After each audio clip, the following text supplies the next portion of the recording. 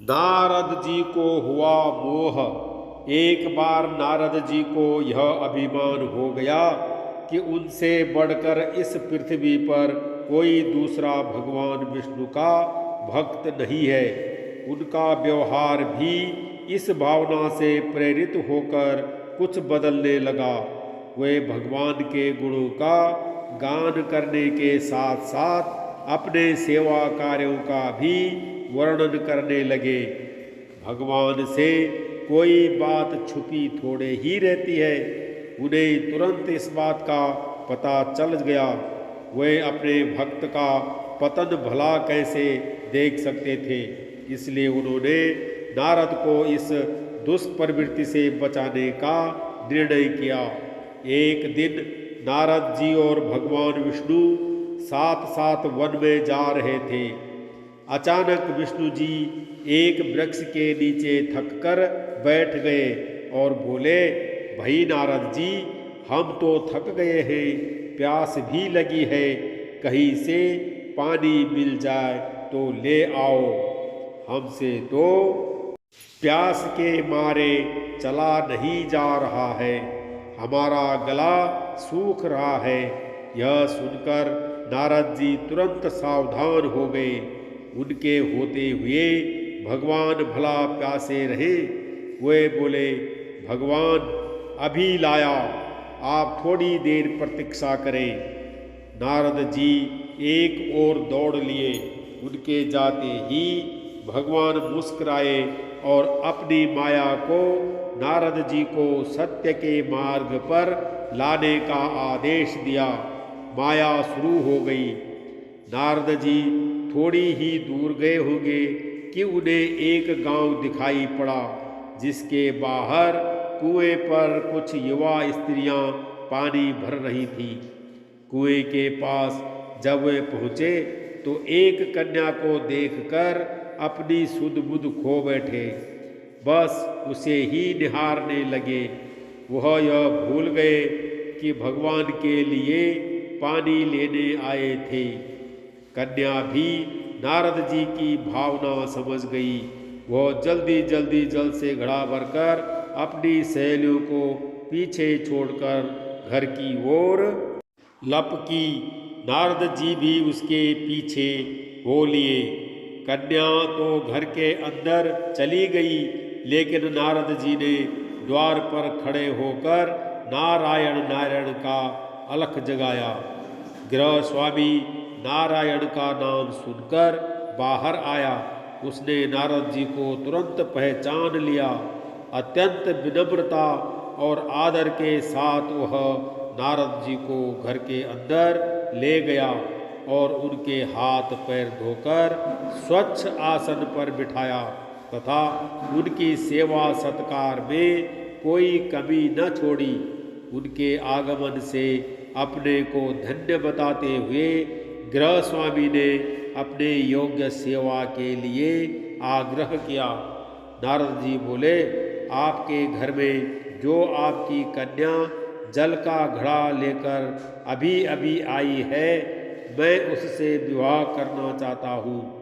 नारद जी की बात सुनकर गृह स्वामी एकदम चकित रह गया, लेकिन उसे प्रसन्नता भी हुई कि मेरी कन्या एक ऐसे महान योगी तथा संत के पास जाएगी। उसने स्वीकृति प्रदान कर दी और नारद जी को अपने ही घर में रख लिया।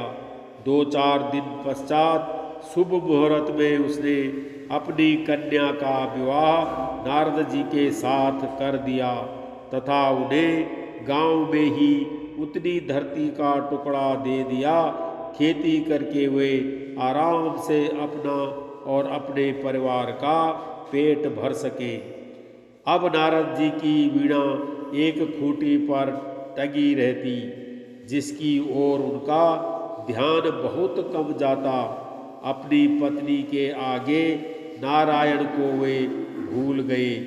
दिन भर खेती में लगे रहते, कभी हल चलाते, कभी पानी देते, कभी बीज बोते तो कभी निराई गुड़ाई करते।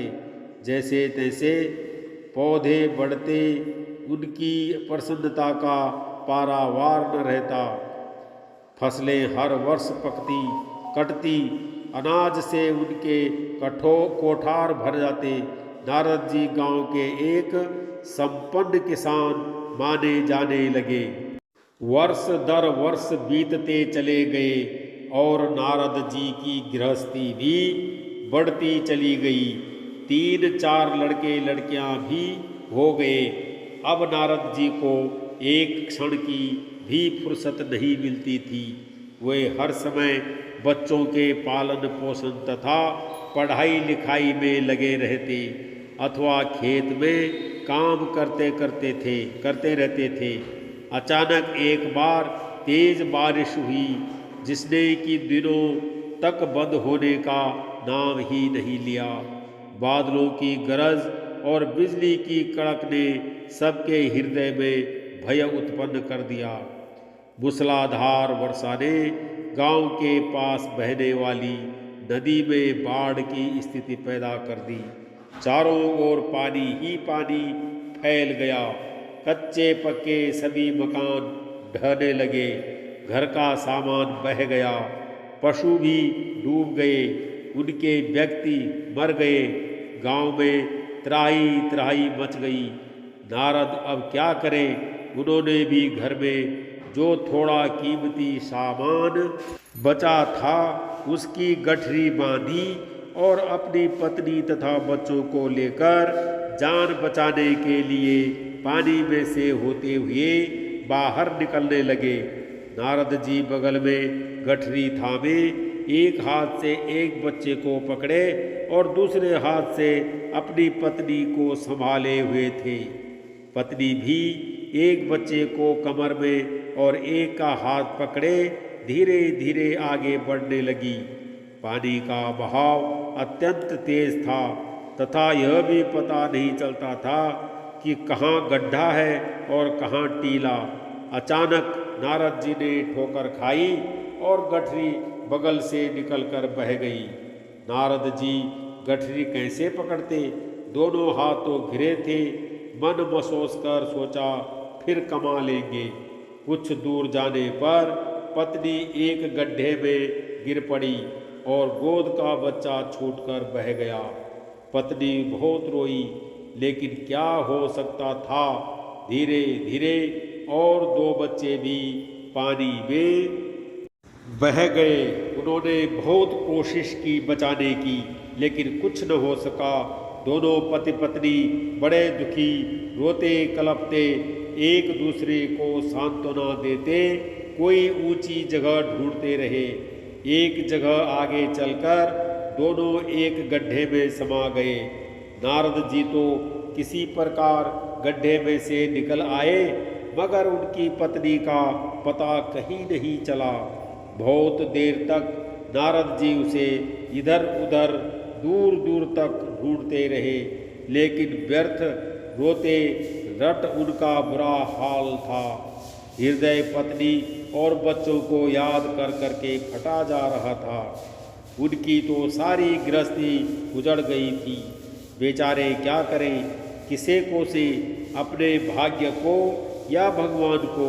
भगवान का ध्यान आते ही नारद जी के मस्तिष्क में प्रकाश फैल गया और पुरानी सारी बातें याद आ गई।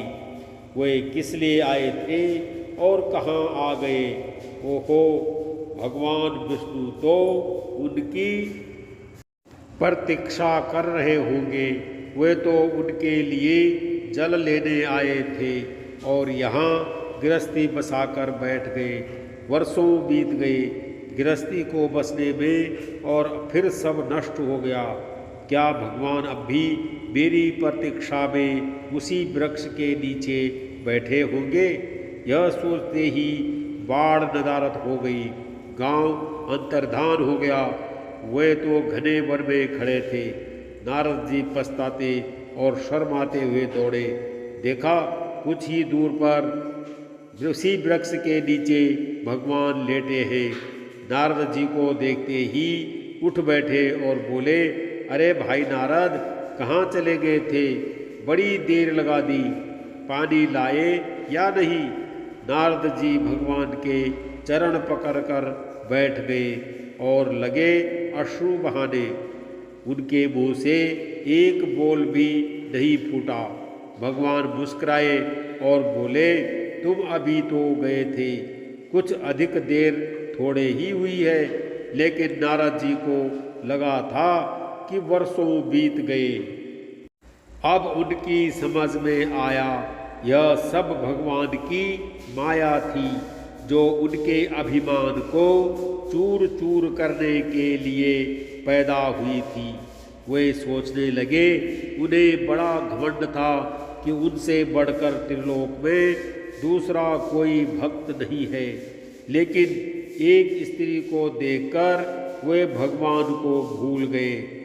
उसको पछतावा होने लगा और उनका घमंड जरा सी देर में ढेर हो गया। वे पुनः सरलता और विनय के साथ भगवान के गुण गाने लगे। हरिओम।